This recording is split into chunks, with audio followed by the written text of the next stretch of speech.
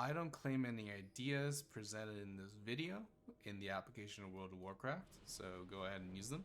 And if you're vulnerable to motion sickness, you might just want to put this in the background. And I'm going to be talking about housing and my dreams of Builder's Utopia.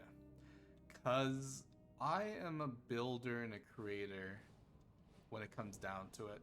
I've never been much one to play to win, and more play to build a story, play to creativity. This has put me at odds with games like Cyberpunk 2077, where you're forced to be a cancer victim, and the world is amazing. The interactability in that world, it just makes you feel like a resident. But then every 30 seconds you're called, "Hey V, remember you're dying. Why are you still alive after 2 months? You're supposed to be dead in like 6 weeks." Anyways, I could go on a rant when I'm at odds with a game. I like games that give me a blank slate. I know recently games that give you a blank slate have been getting a lot of flack, but you know, I guess I just like shit games. So homes in World of Warcraft should have as much customizability as possible. This would include full range of motion of all axes, X, Y, and Z. Though I do run into the problem that some items that are interactable should maybe be restricted because of exploits and general assholeness. Like TV used to say, this isn't why we cannot have nice things. Because if it exists, it's gonna be tried to be exploited. And this is one negative side to instance housing, where you can place and drag and drop some type of house banner in the middle of the world. Some, especially the old continent, like Kalimdor and the Eastern Kingdoms, probably would not be made in mind a full range of motion of objects. Because if you clip something, they can sit through it. Do you get launched? How do the physics work in World of Warcraft? It's a whole area that the developers need to look into. I'm sure they take into account the exploitability of most mechanics.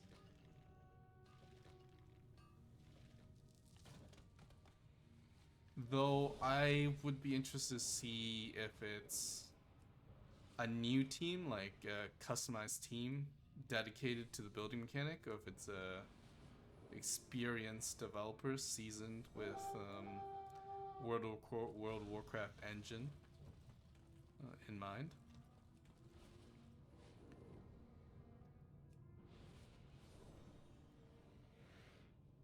This is a weak spot, a blind spot in my assumptions. I know nothing really about the WoW engine, its limited abilities, its exploit potential. But what I do know is that the base foundation that they have through the toy system, where you can place and drag and drop some toys that into the world, they have a leg to run on with that. And I think if they just go full tilt into that system, be it they end up with instant housing or in the world housing, they should, as I said, add the full range of motion to most items. I also think they should add the ability to create your own buildings with walls and floors as objects.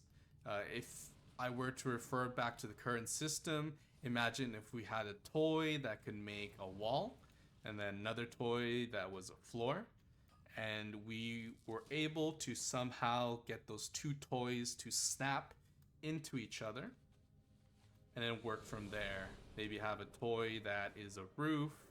And of course, once housing would come out, this analogy would be transferred into actual building. So the toys would be building materials like houses and roofs and floors and all that jazz, doodads.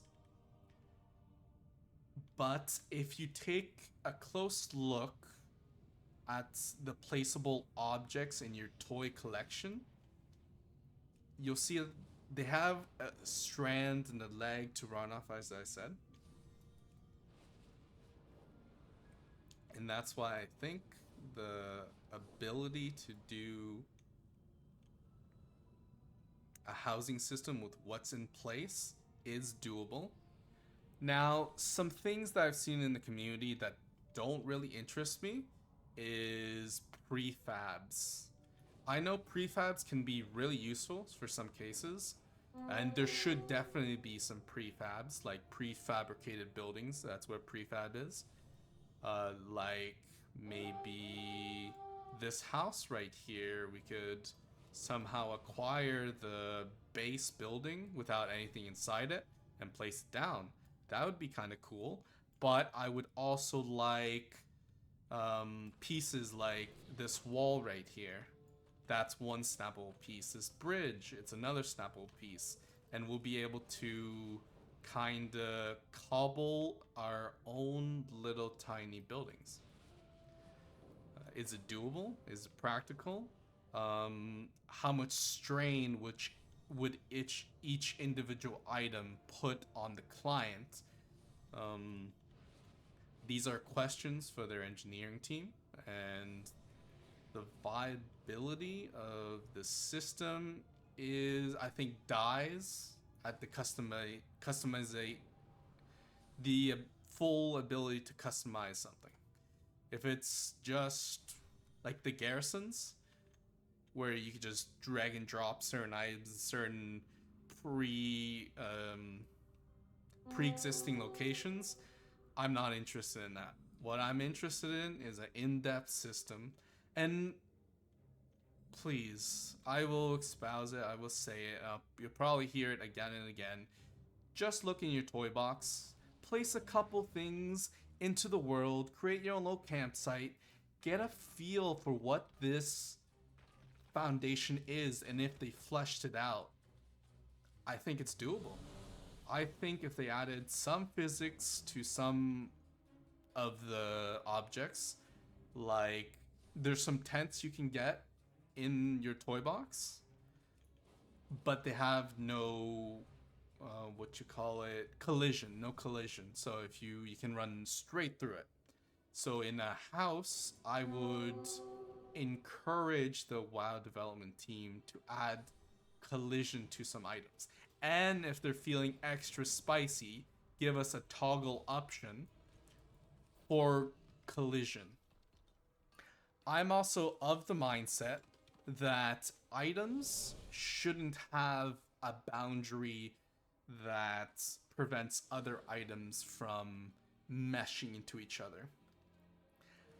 If you look at other games like ESO, the ability to merge things together creates limitless possibilities for the creativity of players, and some really amazing things have been done in ESO, Elder Scrolls Online. Now, I've never taken a look at the building system in Final Fantasy because I've never played that game. I have played Fallout 76. Their system is jank, but it's endearing to my heart. As you can probably tell, I didn't like Cyberpunk 2077, but I did like Fallout 76. So you can kind of get a feel for my taste in games. Blank Slate, you're just a random vault dweller from 76. No real background, just fits right into my the way I like to play games. You get to build. I built a whole vault in it. But anyways, back to World of Warcraft. It's possible that, again, try out playing with your toy box, get it out, get all the items, and just throw things onto a canvas. And get a feel for the potential and liberty that this system could propose. And again, I'm building up the hype. I am feeding into the machine, and we're all going to be disappointed when there's going to be 6 spaces to put up our trophies in a prefabricated house that is only race specific. So that's another thing I wanted to. Those things are guarding the ore. Screw off. That's another thing I wanted to touch upon. Do not limit things to races or factions. I can understand factions, fine, I'll give you that. But limiting things to races is too much limiting factor for potential creativity. Because the map of one race, the if it's instanced, I guess we're talking only about instance housing in this case.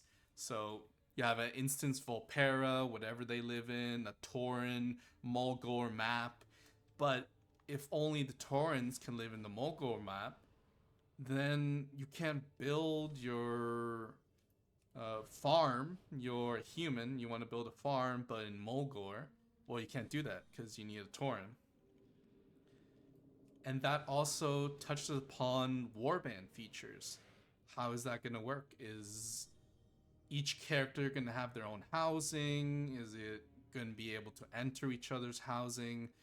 That's a whole different can of worms they're going to have to look into. That could. I don't think the warbands. Again, I'm not an alcoholic. All to. All to lot, whatever that is. I'm not victim to the alt mentality, though I'm starting to be, because I like the professions. I'm starting to like. I just started mining on this one, as you can see. I'm going around mining up some ore, mostly because I find that I limit myself to the amount of content I do with how much gold I have to spend on consumables. Right now, I ran into a horrible dead end where I wasn't wanting to do mythic pluses because the consumable for my weapons just cost too much. But now I'm not making the tier 3 consumables. I'm still buying those for raids. But for Mythic Plus, 6, 4s, I can use the tier 2s and be okay on my main anyway. So I think that will slowly open the door to the altaholic mentality, and I will join the long list of victims, and you'll see me at your local AA alt meeting. Not alt anonymous.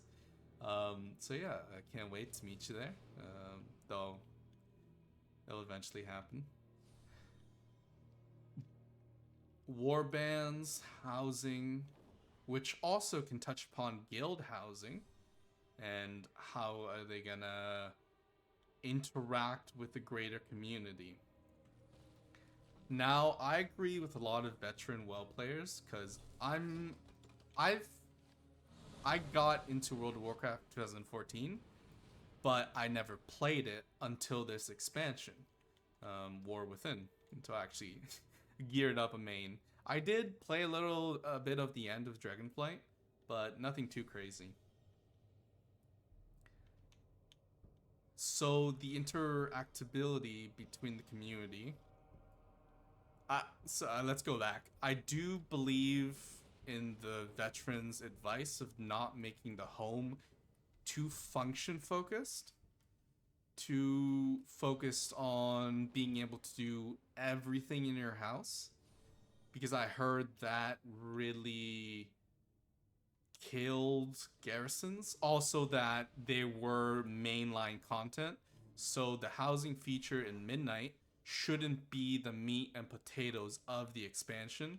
You shouldn't get damage bonuses, or any kind of any kind of advancement, character progression from the home. It should be a creative outlet, if not an additive to the base experience, adding different facets to the gaming community in a larger scope. Like, example, me, I do love building in games. I grew up with the WoW franchise, 30 years. I started Warcraft 3 and fell in love with the story, Arthas, and all that jazz. And that is really why I come back to Blizzard, Warcraft, mainline games. Because I grew up with the story and it's what feels comfortable. And I think that I'll still play even if the housing is completely trash. I'll cry and die a little bit inside, but what's a little bit more death in this cold world added onto the pile? What we do need is full range of motion. I will say it again. Creativity is king. And if you give people access, they will build it. That leads to another area. Should other people be able to build in your zone, whether that be instanced or in world? Should other people be able to interact with it?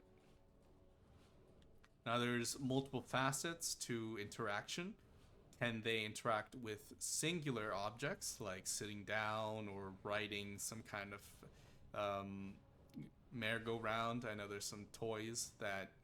is it like a rocking horse? It's like a rocking horse, yeah, but more mechanical.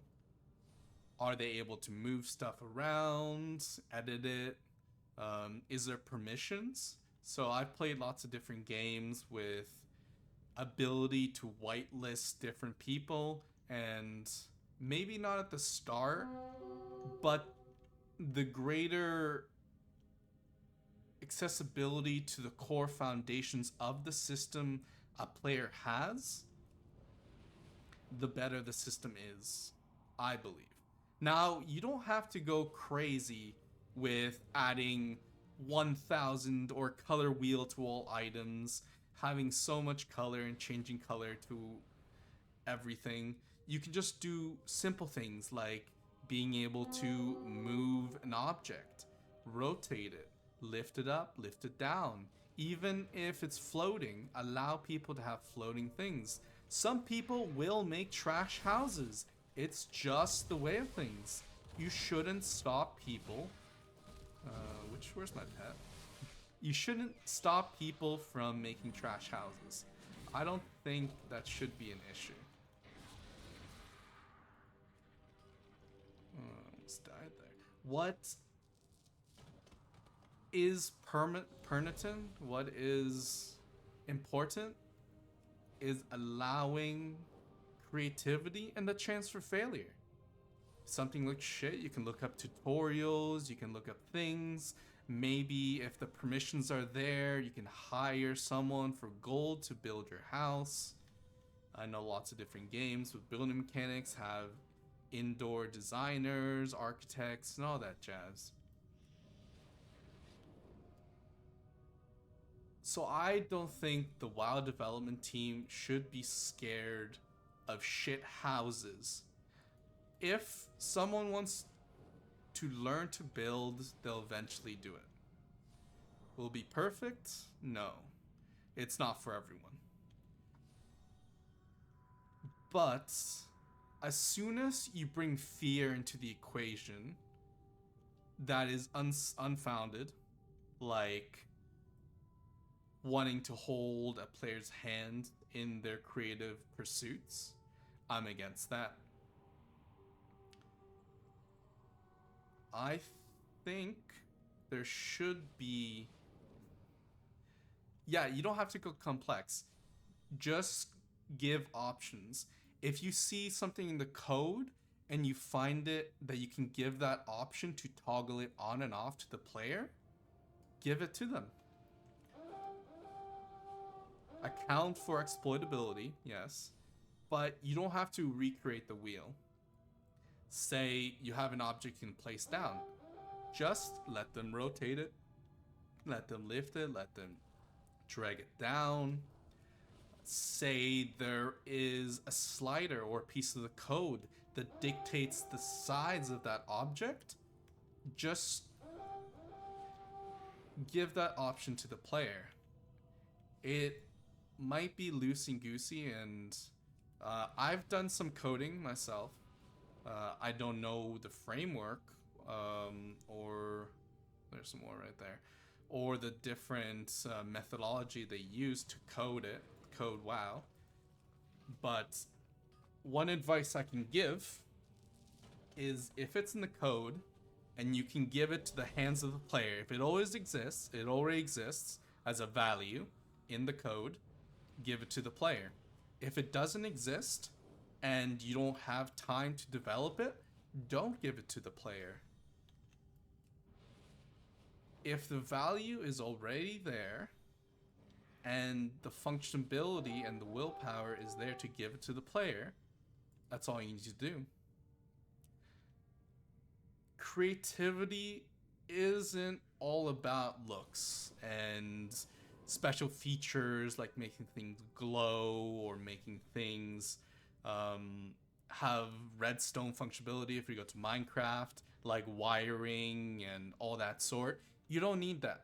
If the engine or the game doesn't support that, if the practicality is not there on paper, you don't need to develop it. If the values of the location, the transformation, I've worked with transformations and vectors. It is a pain, a complete horrendous pain. And if they don't want to add a Z and X value, I will be disheartened and I will call them weak, but I fully understand that it's a challenge.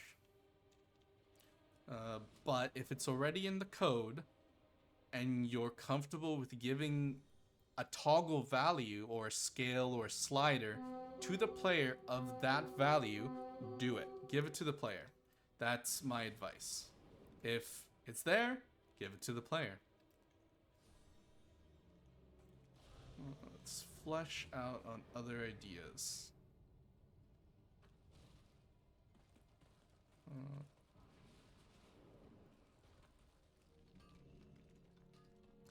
I know we're not gonna get blackjack and hookers. It's just you can't expect having guild war housing where you control different territories. Maybe in 10 expansions from now, we can build up to player controlled cities and all that jazz. But at the moment, let's start off small. Give players, look at your toy box, as I said. Maybe you've already done it and you fell in love and saw the potential in placing the system. All they have to do is answer two questions. Is it going to be instanced or is it going to be in the world? And how many values are we going to give to the player to mess around with? Those two things, if they answer those, they already have a pretty good system. And then after that, baseline is made, they can build upon it. Now, do I prefer instanced or in world housing? Now, I played Fallout 76, and if you're not aware, you have this little module you can place in the world, and it gives you a radius in the world, and that's your build area. Now, of course, the one part I dislike about Fallout 76 is the server user limit. And it's small, and the interactability between players is not that great, which I think is the downside. But when you place your house in the world, it's there, and when you load into the server, there's no dedicated servers, you just join the one that's up. When you join a server, your house is either placed or not placed. If another player's house is there, you'll be prompted with, do you want to go to another world? Of course, we can see the issues with trying to translate this system into WoW because our characters are on dedicated servers. There are also server, um, I say unions where you can see other people from other servers under certain circumstances, like you're in a raid party. So I don't expect them. It, I instant housing has its benefits. If I look at ESO, that's an instanced game. What I've never liked about it is it kind of pigeonholes the player to a spot in the map where they think their house is. I like when I choose a place in a zone and that's my place. I get the right landscape, the right architecture, and the ideas, get the creativity flowing, and build something from there. So that's the only downside to well, there's many more downside. That's one downside to instance housing, the limitability. And I am pro creativity, pro unshackling each value, digging your digging your grubby hands into everything and anything possible. Let's leave this zone. And the other downside of world player housing, so in the world, like Fallout 76, is there would be a limit to the amount of stuff you could build. Because we need to be realistic. Not everyone has a good PC. Not everyone can render 14,000 individually placed items in a world. We just have to live with the constrictions of the real world, and the potatoes are out there. And that will be... So I guess there's three questions. How much can the engine handle? How many values to change are we going to give to the player? And what was the other one? Oh, and if it's going to be instanced or in the world. Now, if it's in the world, as I said previously, I don't expect it to be in Kalimdor or in Eastern Kingdoms right off the bat. And I say this because of exploitivity. There's definitely some zones in those continents that you can most likely will be able to clip real easily, and either by choice or by accident you'll just be zipped off into oblivion by accidentally sitting somewhere, and that would be no fun. So maybe in Midnight they have certain zones in different continents that you'll be able to build your housing. Also, if you've played Minecraft and you looked at some people's setup, you can see that they have dedicated resource worlds and then their main world. So what WoW could do is take a page off of that and have a continent that's refreshed eventually after a while, and people are free to build there. And then they have their instant housing also.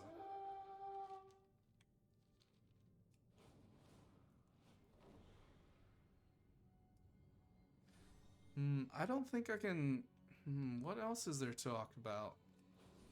We could flesh out how guild housing would work. You have your guild, you buy a location, and would it only be limited to in cities? I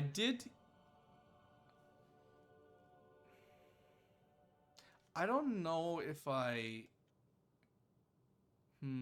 that just goes for the argument against instant housing of your mindset is you're in this location and you're stuck there, you can't...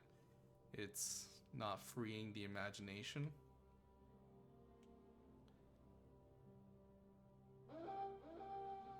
But again, if we do the player to land ratio, I think there's enough spaces in the world for all the players on a server to have their own spot. Now, there will be some spots that are more contested than others, and that's where the problem begins. Who gets de jure over that land? Who gets the right? And that's a downside for in-world housing in the world.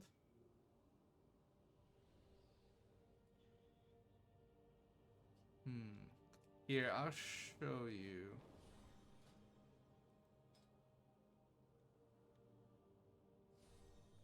Something they could do.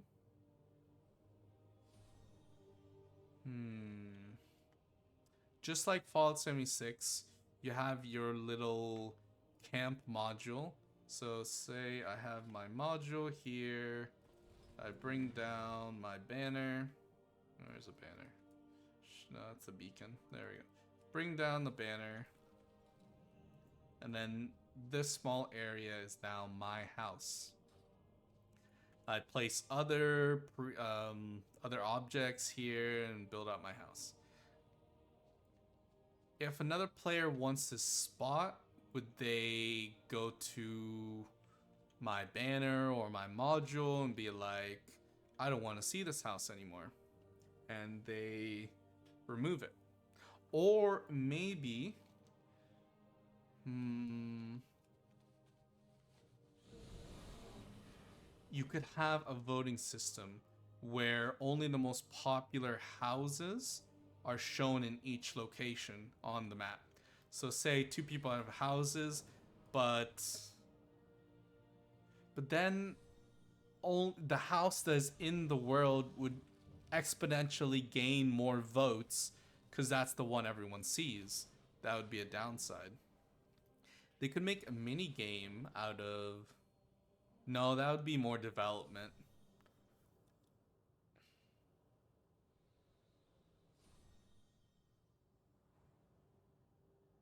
Maybe an instance continent. I'm just trying to think about my experience in Minecraft or Fallout 76, ESO, and bring it all together. Get the right mindset of what a good system would be. I'll definitely make a video once I congregated all my ideas into one cushy package.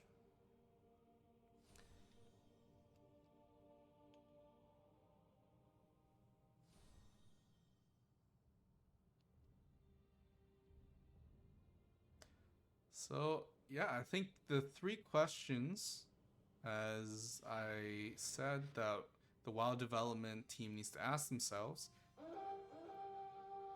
the limitations of the engine. How many values do you want to give to the player? You don't have to create new values. Just look at the toolbox of values that are accessible to you and give that to the player. And instanced or in-world housing. Those three questions, you answer those for midnight, you have a bang-on, you can have a bang-on system. You don't have to ask more questions. Not at the start, anyway. Not at the start. And I think those are all my thoughts at the moment that I can jostle around. I know I went in circles in some areas, but I think it needed to be said. So write down in the comments so I can expand on different avenues of thoughts that I can think of. So say you're interested in the aspect of housing I didn't touch upon. Maybe I read your comment, I'm like, yes, I need to think about this aspect also. Is there more questions that the WoW development team needs to ask themselves? Again, I don't want too many questions, because then there's too many resources being split up. Too many questions. The less questions they have to answer, the better system I think they can make.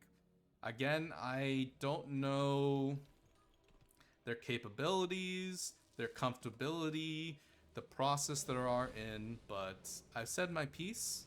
I would love to hear from you, and don't reinvent the wheel, the pulley, and whatnot.